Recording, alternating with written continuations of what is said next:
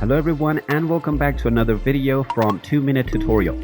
In this video, I'm going to show you how to log into your account with Cactus AI. So let's get started right away. First of all, just go ahead and open up your web browser and then type in Cactus.ai in the address bar and press enter. This will then take you into the official website for Cactus AI. Now in order to log into your account, simply click on the sign in button at the top right corner. Then you will be asked to enter your login credentials. Simply go ahead and type in your email address followed by your password and then click on the sign in button and you will be logged into your account with Cactus AI.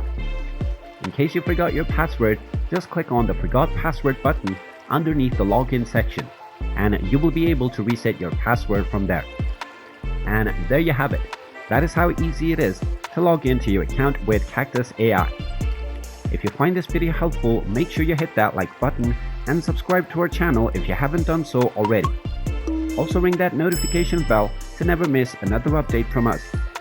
Thank you for watching and I will see you again in the next video.